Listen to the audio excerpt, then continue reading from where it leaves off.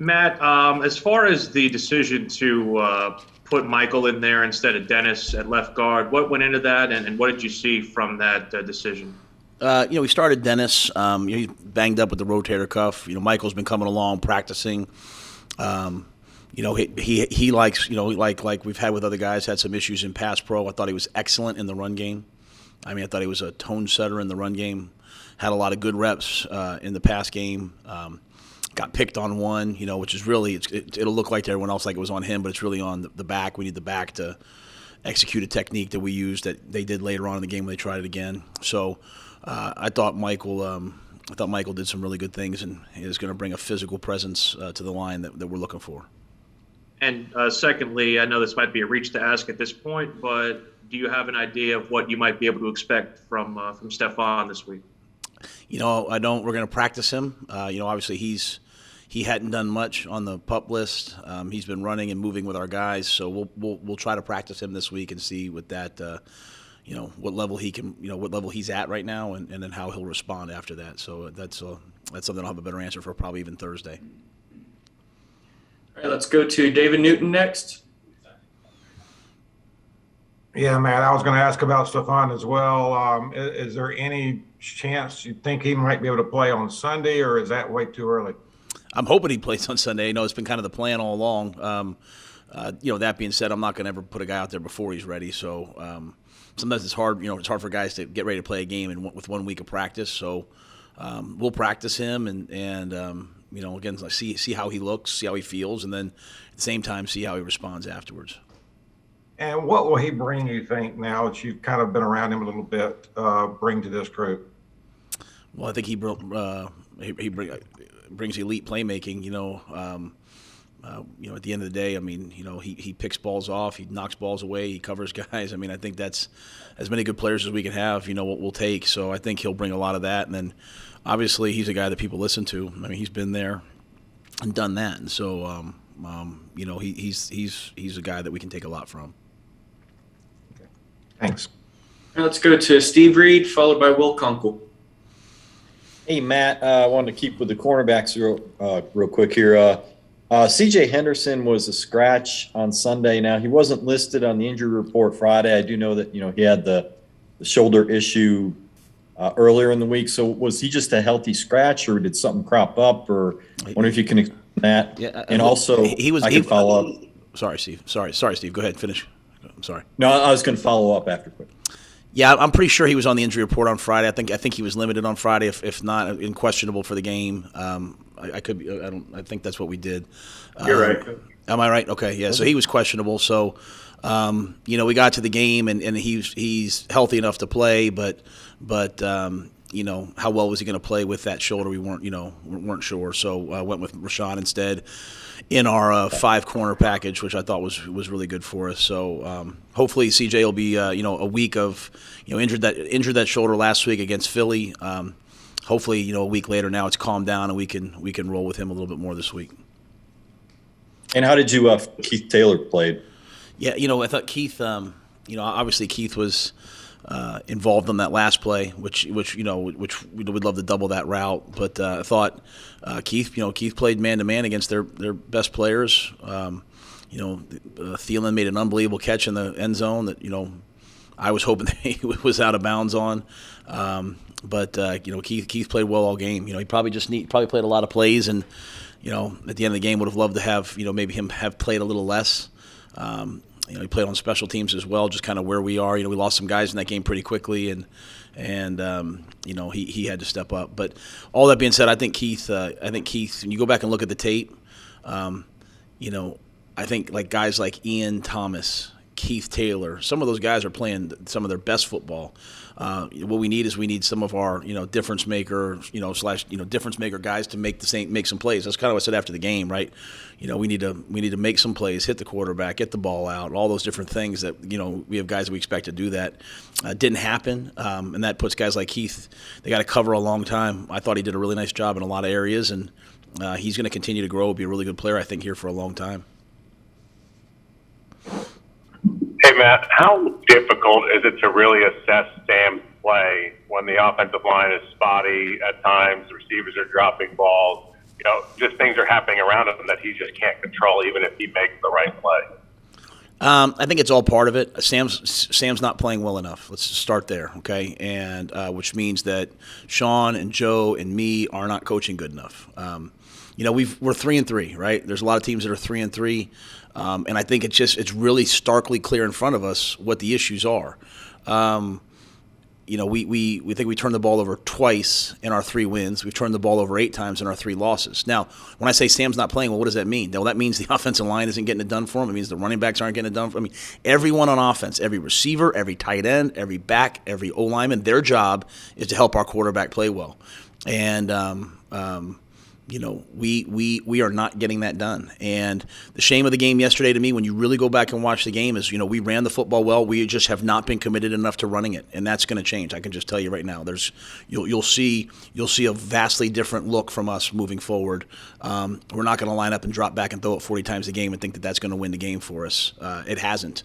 And so, there's no McCaffrey. Well, Chuba's showing us that he can run the football at a high level when given enough opportunities. So we're gonna redefine who we are, and we're gonna run the football, and we're gonna protect our quarterback, and we're not gonna turn the ball over anymore. And that's the only way that we're gonna win. If we do that, our defense will play better. I thought our special teams stepped up yesterday. I know Chase has kind of felt it a little bit, but I think he's done a great job of getting Zane and, even when Ryan showed up last week, getting our operation. We can kick field goals now. We kick the ball through the end zone. All those questions that were early on about our field goal kicker. What has not improved is our protection and our passing game and all those things. And so we're going to fix that this week. And we have a real challenge this week with the Giants. We know that. We need to fix ourselves first. And we don't need to panic. We don't need to, throw, the baby out with the bathwater. We're 3-3. We got to stop turning the football over, and we have to stop the run on defense. If you look at just our 3 wins, we held people to 3 yards a carry, and our three losses, it's over 5.5 or something like that. So we have to stop the run on defense, and we have to protect the quarterback. And Sam has to protect the football. And so I know you asked me about Sam. Yes, it's hard to judge him with all those things happening around him.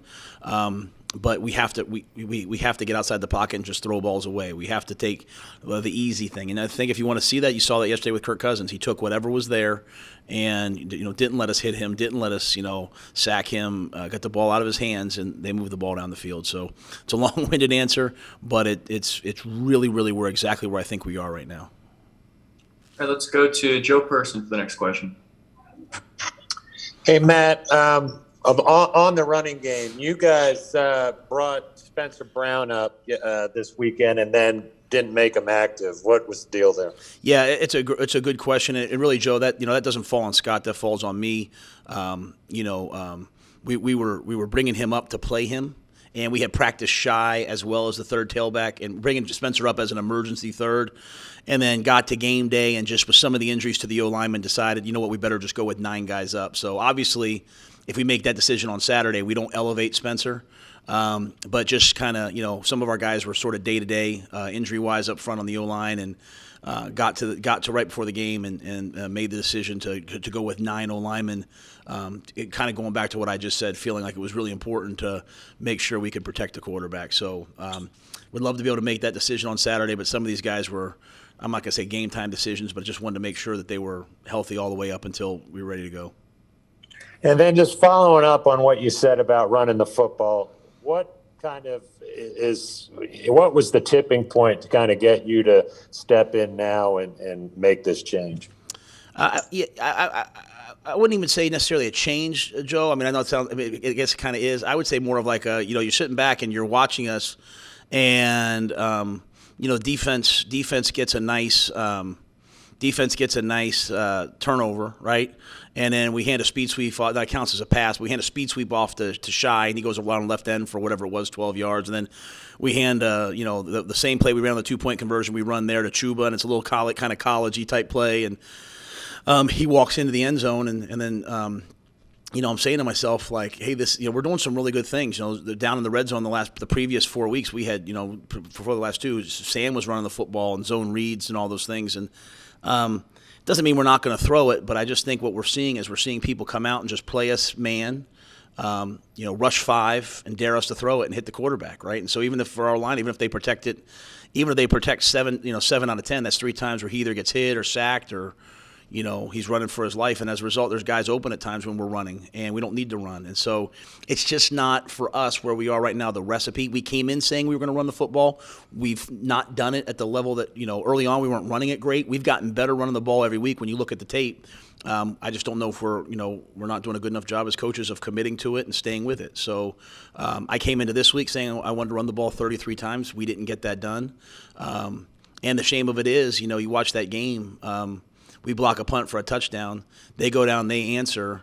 We fumble. The next play, they go down, they score another touchdown, and then we fumble again. So if we just protect the football, we give our defense a chance. And we don't, it was great that we came back and made it a game, but we don't need to get to that point. So that's kind of where I'm at, Joe. Just, we came in with a plan. We've slowly gotten away from it. We've got to get back to it very quickly if we want to win games. All right, let's go to Scott Fowler next, followed by Darren Gant. Matt, 2 small follow-ups on the vastly different look, as you called it. What's an ideal number for you now, given what you're saying about redefining the offense for runs per game? Yeah, I think when you really study the runs, and I'm going to give you a boring answer, Scott, first, but I really mean these are detailed to me. Obviously the more runs you have, the more you win, but that's usually because you're controlling the game in the second half. And so what I like to say is typically I want 55 to 56 runs plus completions in a game, right? So, we had a lot of plays yesterday that were called runs that if they blitzed the safety, we had a pass killed too. They blitzed the safety a lot. But we have to complete those balls. So I'd say 55, 56 runs plus completions. And, I'd like to run the ball 30 to 33 times. I just know this. If you run it 24 and some of those are quarterbacks running on dropbacks. If you call 16, 18, 19, 24, 25 runs, you better have an elite passing game. And right now, that's not our strength. So we're not going to turn it over and all of a sudden be a running team that's going to line up and run the ball down your throat. That's not really who we are either. We just have to have a little bit more of a blend of running the ball and throwing the football. To be honest with you, Scott, we have to not turn the football over, and all those are happening on pass plays. And so I just think we have to get back to a little bit more balance. This is not critical of anyone. Sometimes when you win, you start to get away. You're winning a couple ways, and you get away from it, and then you get to a game like yesterday, where in the second half we're in 2nd and long. They knew we were going to throw it, and they got after us. And so that's a hard position to put your line in. We're blaming the line a lot, and you know what? I get that, but I always start with me first, and I want a team that runs the football and has balance, and so we just need more balance right now. So this is something, obviously, I'm sure you and Joe Brady have discussed at length. Why did you slowly get away from it? Is it just a function of being behind in these 3 games that you threw so much, or was it just more like it worked early and you kind of just started throwing? It got too tempting to throw that many times? Yeah, I think what's happened to us, Scott, is when we've gotten behind, like behind the chains. It's been 2nd and 8, 2nd and 9, 2nd and 10. We've always kind of thrown the ball and gotten back, and I think part of that's when you have, like right now, people are coming out, they're trying to take DJ away, daring us to throw at other places. They're playing man. Like when we had Christian, it's really hard for teams to play man when Christian's out there. So a lot of the things that we were doing early on, we had success with. And I think as you have success with it, you kind of continue to go to that. Well, we're not having success with it right now. And so, to me, it's very simply about always just redirecting and saying, okay, what are we doing well? What are we not doing well? Obviously, the questions are going to be a lot about the offense. Same thing on defense, right? Like we were getting a ton of sacks early on by pressuring people and bringing blitzes. Well, we're playing more savvy quarterbacks, and they're getting the ball out of their hands. I think they threw like 6 or 7 perimeter screens yesterday, maybe 4 or 5, whatever it was. Like either just throwing it out one-on-one on the corner or throwing some tunnel screens. They weren't going to get hit with the blitz, and so we've got to be a better 4-man rush team moving forward. We've got to stop the run. There's a lot of areas where the football can get better. But I think it's when you start to have success in one area, we have to, we do realize, but I mean, you can see people start to try to defend that, and you have to have other things that you can go to. And that's truly complementary football. That's truly the balance that we're looking for. Thank you. Yes, sir. Matt, in talking about that balance, how much of that is predicated on protecting Sam versus shortening the game for the defense so those guys aren't out there 89 snaps like they were yesterday? Obviously we want to do that. I think yesterday, in the first half, I think both teams had. I think we had 34 plays on offense, and we had like 38 plays, 9 plays on defense. So I think it was just a lot of plays. We've been a really good time of possession team through the first maybe 4 games. Maybe I'm not sure what it was last week. I can't remember. I think part of it just really is. I'm going to go back to just protecting the football. The defense gave up 12 points in the first half. They had 2 short fields. There was only 1 long, touchdown drive. The kickoff return, they started with the ball at the 40, and then obviously the turnover. So, we've got to give our defense long fields and just play complementary football, have some field position. And, I think we can all see, like, when our offense gets in rhythm. Now, again, it's at the end of the game. It's sort of 2-minute-ish. If they get a couple plays, then all of a sudden the tempo wears on people. But that's at the end of the game. We need to find a way to be a little bit more efficient in the beginning of the game. But again, it all goes back to me, Darren, to protecting the football. Let's go to Steven Toronto and then Skylar Callahan. Coach, just looking ahead to this week for a second, Daniel Jones is from Charlotte, and he actually started playing football after there was a big boost in youth football participation in this area after the Panthers went to the Super Bowl in 2003. In terms of the community, how important is building a winning program so that there's that trickle-down effect into youth football programs and that it sparks something in kids to play football and maybe play in the NFL one day? I think it's vital. Part of our mission is to serve the community, serve our constituents. Our season ticket holders, PSL owners, fans, sponsors. We want to serve them, but we also want to serve the community. And whether that's all the little things that our staff and players do in terms of food banks and adopting different areas and all that, or just winning. So people have something excited to talk about. On game day on Sunday, I went down, got my hair cut, at the 4th Ward Barber Shop, and it was awesome to see the pictures on the wall going all the way back to like 1997 of just people that love the Panthers and just the sense of community that a great football team brings. And I want kids. It's kind of cool when you walk around. You see kids wearing all different jerseys, and they look up to Jeremy Chin, and they look up to Shaq Thompson and Christian McCaffrey and DJ Moore and all those different things, and then they want to go play the game because, there's sometimes a lot of questions about should kids play football, should kids not play football. I think football is one of the greatest things one of the greatest gifts you can give your children because. It's tough and it's hard. At the same time, you have a chance to be part of a team. I think it's a great learning experience for me in my life. So, we want to win and we will win, and we want the entire community to feel really good about what we're doing. So, these are, losing these last 3 games. It's definitely an obstacle. It's adversity, but I always believe the obstacle is the way, and it will spur us forward. So, we're going to get the football right. We're going to try to get some guys healthy and. Try to go win this game this week. Hey, Matt, you just talked about the adversity. How much of a challenge is it mentally to kind of overcome that adversity that you guys have had the last 3 weeks, losing in the fashion that you have? It is what it is. If that affects us, then we really don't deserve to win anyway. I always believe in you can't I steal this, but you can't win every game, but you can certainly deserve to win every game, and that's what Coach Paterno said. And so, if we prepare at a high level, I thought last week was some of our best weeks of practice. We've got to go out and play to that same level. We can't let if we're ahead or behind, or if we're 3-0 or 0-3, we can't let those situations affect the way that we play. And if you listen, if you go back and listen to things I say before the season, I say when people watch us play, I don't want them to know if we're ahead or behind. And so, I think there has been some adversity, there have been some injuries, there have been all those things. That's true for every team. There's some 1-5-0 team, 1-6-0 team, whatever it is. There's a couple 5-1, 4-2s. There's a lot of teams living in 3-3 and 2-4 and 4-2, and it's about what you do next. And I live my whole life based on what's next. I want to attack the next thing, and the next thing is not even this game yet. It's about getting us right now. We've got to eliminate the turnovers. We've got to stop the run. We've got to be in our gaps. We can't have guys, play actions and guys fair catching balls across the field. We've got to eliminate all those mistakes. Our guys practice hard. They play hard. They're great guys. We just got to get the football a little bit better right now. And, then if we can get the football right, as we get guys back, I think we'll have a really good football culture, football mindset. But we got to get that done this week. All right, we'll go to Jonathan Alexander and then David Newton.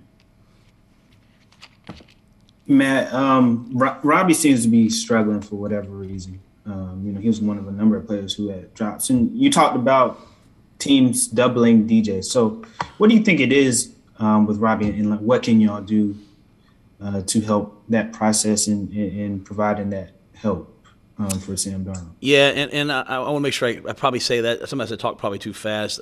I wouldn't say they're doubling DJ. They're probably more leaning to DJ, if that makes sense. Like they're kind of playing a guy underneath them. So, and there's times where they're not. And we need DJ to produce. We need we had a chance at a couple big plays yesterday that we didn't quite hit on. So, and DJ will this week. I'm certain of it.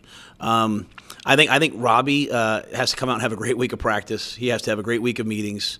He has to, put aside, all the distractions of what happened last week or the week before, and just come out and have a great week this week. And so, is that really simple? Yes, but that's really hard to do. It's really hard for all of our players to do. Like I said, in this day and age, like 10 years ago, you weren't looking, or maybe 20 years ago, you weren't looking at Twitter and seeing how everyone ranked your game. You weren't reading your stats on PFF. You weren't, being told, hey, you graded out at 68%. You were just kind of playing the game, going home, coming back in the next day, and focused on your job. And so these guys have to do such a good job of eliminating distractions. I mean, it's everywhere for them. And I'm not saying Robbie's distracted. I'm just saying all he can do right now is put his head down and keep working. And I think sometimes when we have a little bit of adversity or we're not having the production we want, all of us, we start trying to look for other things like, well, maybe I'll do this, maybe I'll do that. What all of us need to do as a team right now is just go back to the simple things, the fundamentals, the fundamentals of, getting open and catching the football and blocking and playing hard, the fundamentals of pass protecting and pass rushing. If we just go back to fundamentals, get the football right, we're not a bad football team. We're a good football team. We're beating ourselves right now, and it's got to get corrected. That's true for me. That's true for Joe. That's true for Phil. That's true for Robbie. That's true for all of us. We've all just got to play a little bit better. And also, with some of the communication issues as far as the timeouts go, has there been any thought, or does this not help, of bringing Joe Brady on, making calls on the field, on the sidelines? No, I mean it's the same thing, really. Jonathan, like he's got the microphone. And Joe asked me yesterday, and going back and looking at the tape, those were just two egregiously poor plays, and I'll have to get those cleaned up. And it's just guys. To be quite honest, guys just lined up wrong. And why that happened, it's off a wristband. So either the play was called wrong or guys were confused. We haven't met with the players yet, obviously, so we'll have more to say about that. The shame of that is we moved the ball right down the field and had the ball at the 35-yard line. Should absolutely take away points. And in a game like that, don't points really matter? And he got to the 35 and obviously had self-inflicted wounds. And so that's all got to stop. It's all got to stop. And, sometimes as coaches, sometimes as players, we'll come in and say, well, we need to start doing this. We need to start doing that. We need to go back to everyone just, getting the football right, doing our jobs, run the football more, protect the football, stop the run, all the things that we believe in. This is a good opportunity for us to get back to that. So that was really disappointing in that moment that happened. And then obviously, you can't call 2 timeouts in a row on offense. That was a really, really, really poor play. And, we'll just have to grow from it. David, before you ask your question, guys, this will be the last question before we wrap it up. Go ahead, David. Right. Yeah, man, I'm back to the running game thing. And you had been saying for several weeks now, you guys have to run more, but that hasn't happened. So is that on Joe Brady? Is he just not wanting to run the ball as much? Are you guys philosophically on the same page? Just kind of will you take over into the play calling, where things are there with you and Joe? Me and Joe are great. Let me say that first. I think, like I said, we had a lot of plays yesterday. He called, run calls that were, killed with a pass, versus safety pressures, and they brought them. And, so we're just going to have to find ways of running the football in those situations. And so, Joe wants to win. I want to win. We all want to win. The thing that we're never going to do is we're never going to panic. We're never going to start making big things.